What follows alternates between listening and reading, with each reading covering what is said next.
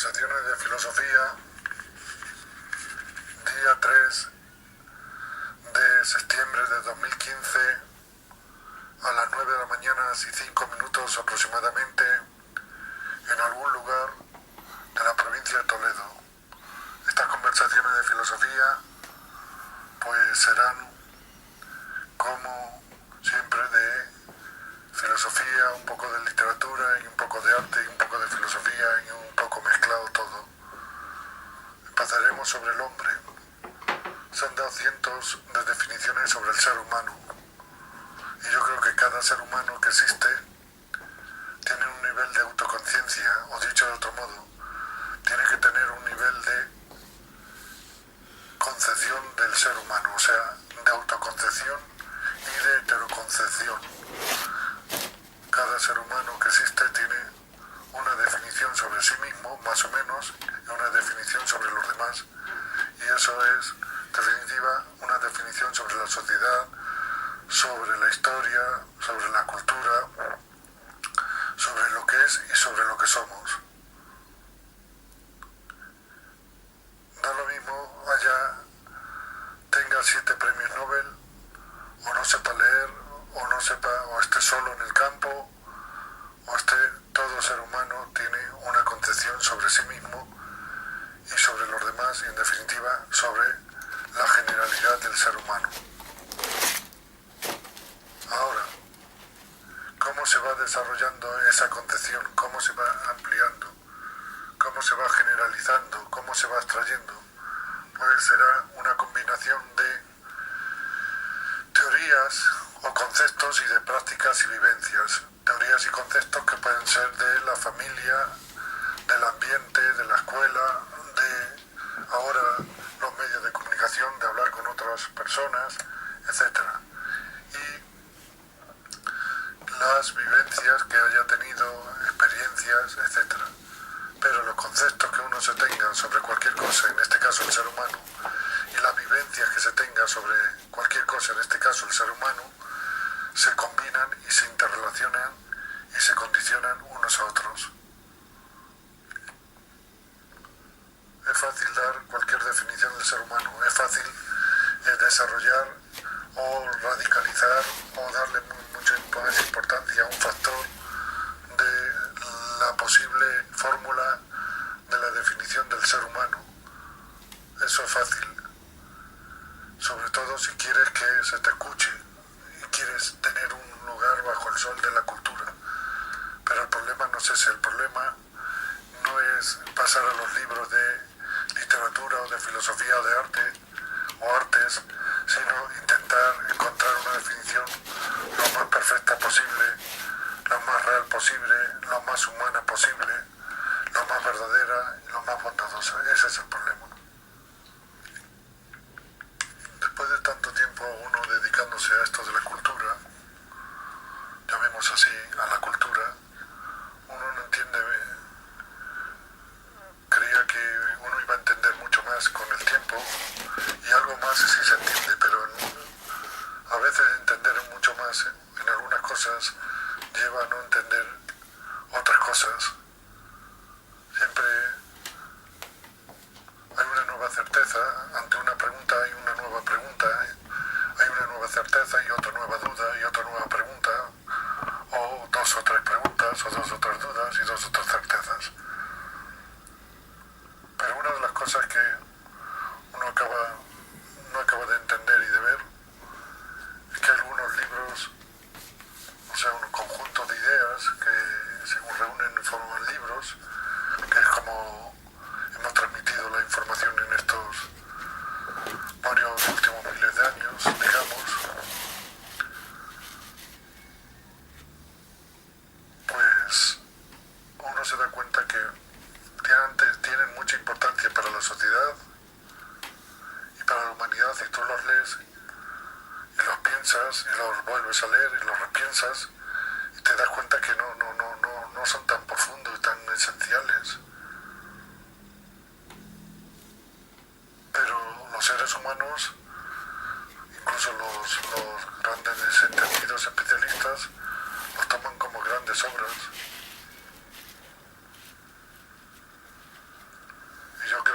buenos de sobras, pero si ponemos un baremo del 0 a 10, ellos le dan una situación, un nivel del 9 o del 8,5, o casi del 10, y yo creo que tendrían un 7 o un 6,5. Es una especie de misterio y enigma, porque algunos libros y obras las elevan tanto de categoría y otras las reducen tanto. Pero en fin, quizás esto sea una cuestión personal, y no lo niego, porque en concreto Cuadernos no existe, no es que no tenga valor, es que no existe. En el mundo no existe ni siquiera la última obra de la cultura, quiero decir, de esta época o de mi época o de mi generación, ni en filosofía, ni en literatura, ni en arte.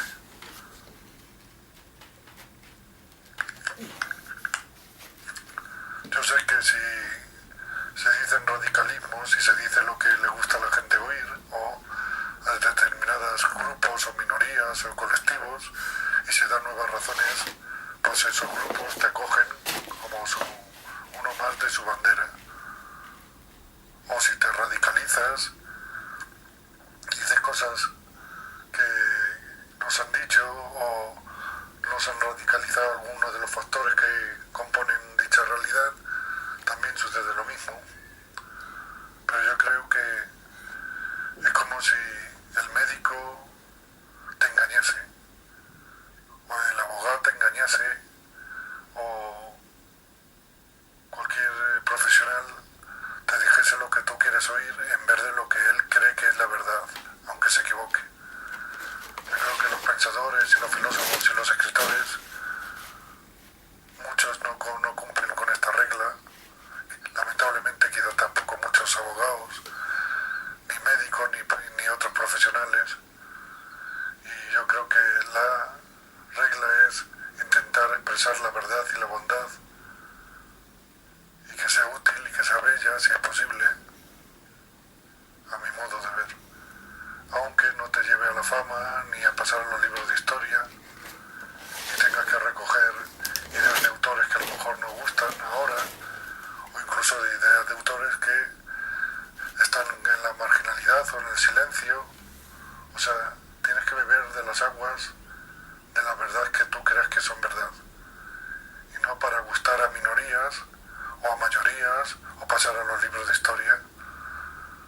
Yo creo que un pensador, un filósofo, ¿quién menos puede hacer que eso? Pero yo creo que lamentablemente no se hace así. No digo en todos los casos, pero sí en muchas páginas se nota que esos errores tan graves de concepción o solo se pueden cometer adrede para gustar a algunos, o porque tienen pasiones o emociones tan fuertes que no dejan ver la realidad. Entonces no estamos cumpliendo con nuestro oficio de pensar y de filosofar, que es el que tenemos que tener, o por el que nos pagan, o el que es nuestra vocación, aunque luego vivamos de otro oficio, de otra profesión. Pero si nos dedicamos a esto, aunque sea limitadamente como yo, o no tan limitadamente, porque todo el día estás pensando y reflexionando y acumulando datos, etcétera, pues creo yo que es lo menos que puedes hacer como el médico. Te tiene que intentar curar lo mejor posible y darte el diagnóstico lo mejor posible. Lo mismo el abogado, cualquier profesional, el arquitecto, o el panadero, o el tendero, o el que vende helados, o el que te pone un café, que te den un café bueno y bien hecho. Te cobre con el precio que sea razonable y legal y moral y etcétera. Creo que eso es todo.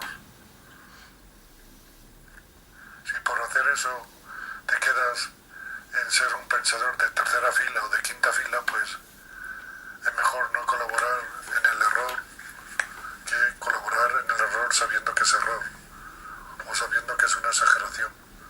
Yo creo que esto es esencial y primario, y lamento decir que yo, allá a mi edad, y ya después de haber leído y escuchado y pensado y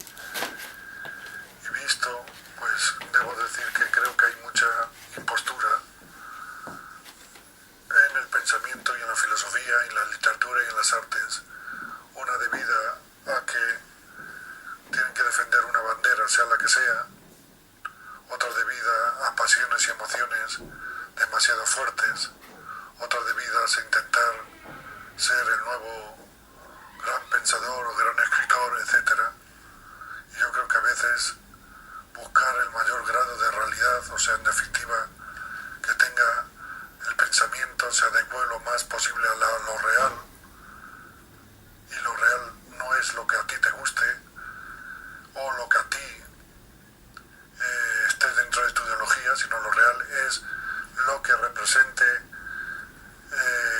lo mejor posible todos los factores, todas las variables, en cantidad y en calidad y en relación y en sistema y en organización de un hecho que estás analizando o estudiando, incluso a nivel filosófico.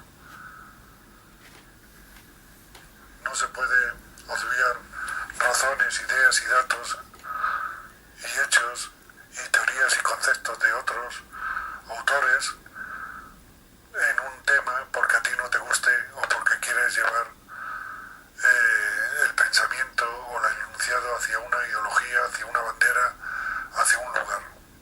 Yo creo que eso es un error y es un mal profundo, porque confundimos a otras personas que saben menos filosofía o menos pensamiento que nosotros, igual como el médico, si no intenta diagnosticar bien, confunde a personas que saben menos de medicina que ellos, pero que sufren la enfermedad.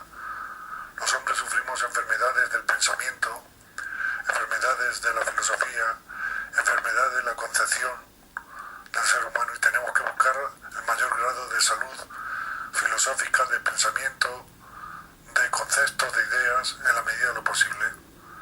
Ya es bastante con que te equivoques, ya es bastante que nadie hoy puede abarcar toda la filosofía, ni todos los saberes, ni todas las ciencias, pero por lo menos intentar ser lo más serio, lo más sincero, no negar hechos y datos que sepas, etcétera. Yo creo que es lo menos que podemos hacer. Pero lamento decirlo que esto llevamos siglos sin hacerlo, y más en estos 200 últimos años que parece que hay modas, se toman dos o tres variables de la realidad y se amplifican para intentar crear una nueva filosofía, un nuevo pensamiento, una nueva literatura y rellenar nuestro ego, nuestra vanidad, nuestra soberbia y pasarla o intentar pasar al mundo de la cultura. Yo creo que esto es uno de los graves errores que cometen o cometemos los pensadores o los filósofos o los escritores o los artistas, etcétera, pero que está demasiado generalizado. Pero en fin. También a veces da la sensación que las emociones y sentimientos que tenemos los pasamos a ideas y conceptos, o al revés, los conceptos y ideas que tenemos luego lo queremos expresar en emociones y sentimientos. Y yo creo que el pensar y la filosofía debería ser intentar captar la realidad, sea con sentimientos, sea con conceptos, ideas, o al mismo tiempo. O sea, si tú tienes un sentimiento, una emoción, sea la que sea, de horror de la humanidad, o de horror del ser humano, o de tragedia del ser humano, o de maldad del ser humano, luego vas buscando los conceptos y las ideas que te explican ese horror y esa maldad, o esa tragedia, o ese sinsentido, o ese hastío del ser humano. O al revés, si crees que el hombre solo es bueno, tienes el sentimiento o la emoción de bondad, de belleza, de verdad, etcétera, va buscando luego que todo sea o armonice con eso, o de solidaridad, o de honorabilidad, etcétera. Pero yo creo que un pensador, un filósofo, no puede caer en ninguna de esas situaciones. O dicho de otro modo, un pensador, un filósofo, no puede negar sus emociones y sus sentimientos, ni puede negar sus conceptos e ideas, ni sus vivencias, ni la cultura adquirida, pero debe intentar, cuando analice una cosa, tener en cuenta todos los datos, todos los conceptos, conceptos, todas las emociones, no negar ninguna emoción ante esa cuestión, pero tampoco negar ningún concepto, ningún dato, ningún hecho, etc. Así, de ese modo, dentro de lo posible, armoniza, controla tanto los conceptos como las emociones y los sentimientos, y por tanto tiene más posibilidad de hallar el justo medio o las variables de esa realidad que quiere estudiar o analizar. En este error caen muchas personas, casi todas las personas, y de luego casi todos los pensadores, incluyéndome yo. Pero yo al menos intento saber cuál es el problema y cuál es la realidad para intentar caer lo menos posible. Aquí en este lugar, las afueras de un pueblo, en lo alto, unas cuantas casas, al lado un instituto y todo un paisaje, y el cielo. Aquí, digamos, es enfrentarse a sí mismo de alguna manera en la soledad del silencio, que no es silencio porque hay animales a lo largo que se oyen, animales domésticos, gallinas o pollos o lo que sea, hay perros, eso de caza, o galgos o lo que sean, pero el silencio, digamos, relativo, o en el silencio que se deja oír la naturaleza de alguna manera, los movimientos de las palomas. Entonces se oye el gallo a las 9:30 de la mañana. ¿Y qué definición de hombre tenemos que dar?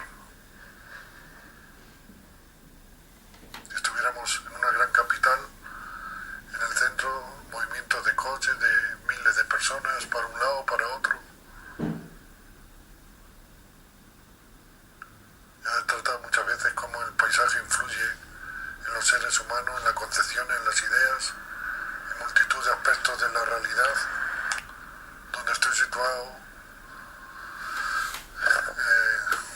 detenido el coche al lado de una acera, pasan de vez en cuando algunos coches, pero muy pocos, de vez en cuando algunos tractores.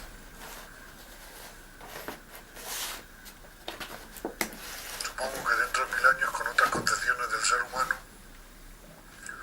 o quizás planteándose lo que es el ser humano, yendo en una nave espacial que va de un planeta a otro, de una galaxia a otra, digo, dentro de 1000 años se harán estas preguntas, las mismas preguntas, pero de otra manera. En ese caso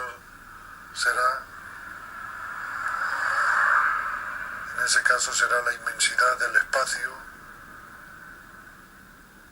Yo aquí veo las nubes, pero sé que hay una inmensidad, estamos flotando en el espacio, digamos, moviéndonos en el espacio. También sé que yo, como ser individual en este mundo, solo viviré unas décadas. Ya he vivido unas décadas, supongo que seguiré viviendo alguna más. Entonces, esta es la cuestión del pensar. Siempre se piensa desde un paisaje, desde un lugar. Si hay eternidad, pues viviré una eternidad de alguna manera, y espero, si hay una eternidad, caiga en el lado bueno de la eternidad.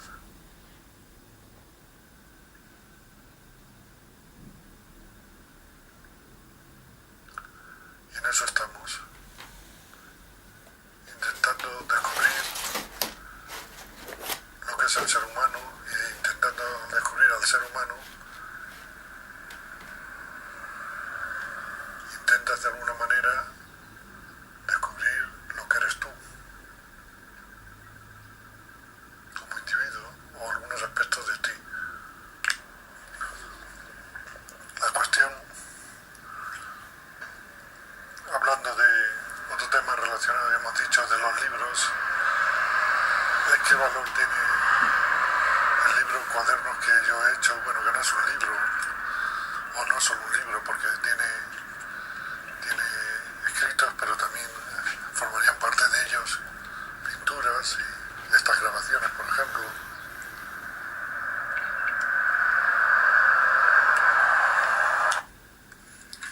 Casi todo en el ser humano es intentar una síntesis o una relación entre lo racional y lo irracional, entre lo terrenal y lo trascendental. No sé por qué será, pero en casi todo, digamos, hay una dicotomía o una dualidad que hay que intentar sintetizar, armonizar, integrar o como queramos llamarlo. Y este es el grave problema, digamos, que tiene el ser humano y que tiene todo ser humano, que se precie y digamos toda cultura y toda civilización. Quizás en la forma de integrar aspectos contrarios o supuestamente contrarios o aparentemente contrarios, o si se quiere decir integrar dos caras de una moneda, según cómo se integren todos esos aspectos, así será un individuo, una sociedad, una cultura, una religión, una ideología, una filosofía, etc. Hay algo que puede estar más allá del bien y del mal. Esta es una pregunta enormemente difícil. Ni siquiera Dios está más allá del bien y del mal, porque Dios sería el bien absoluto, sin mota o sin granito de mal de ninguna clase. Por tanto, es eso, más allá del bien y del mal, sería más bien una fórmula de vanidad o de soberbia del ser humano, de querer poner nombre no a todas las cosas, sino definir toda la naturaleza y toda la cultura, definir todo lo que es y lo que puede ser todos los universos posibles. Entonces, más allá del bien y del mal, me parece que es simplemente una hipervaloración del ser humano de forma negativa, pero ni siquiera de forma positiva.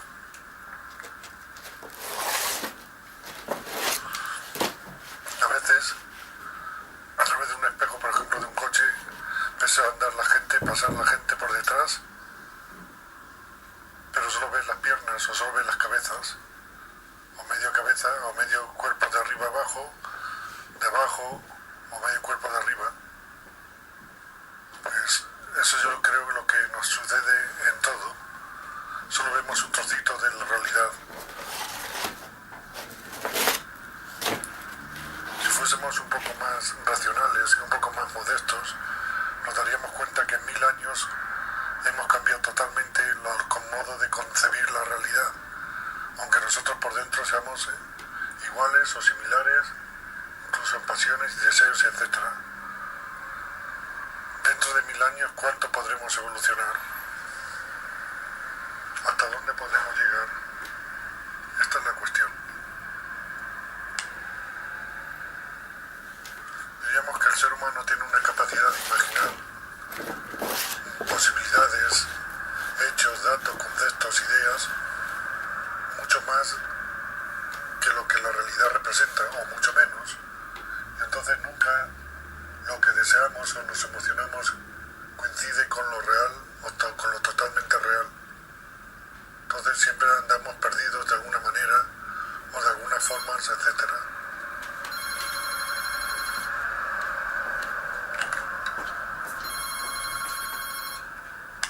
Llevamos 2 siglos, los pensadores, los filósofos y los escritores y los políticos, del agotamiento del Occidente y del pensamiento occidental y de la vida occidental.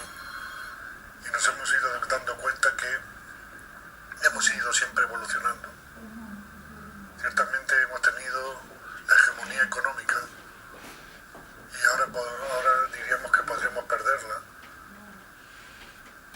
Pero si tenemos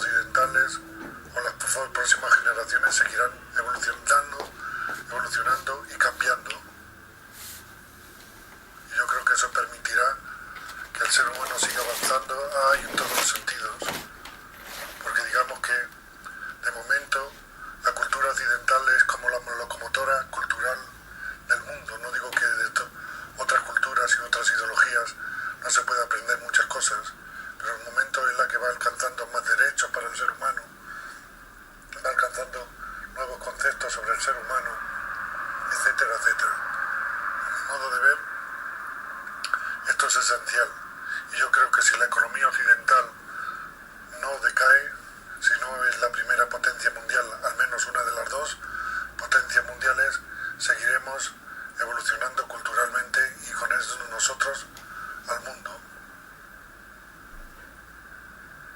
Por algo, millones de seres humanos quieren venir a Europa o a Estados Unidos o a algún país con la cultura occidental, porque de alguna forma, de momento, son las sociedades que más derechos teóricos y prácticos da a todos los seres humanos, sin negar que haya errores, etc. Bueno, vamos a dar por terminado estas conversaciones de filosofía.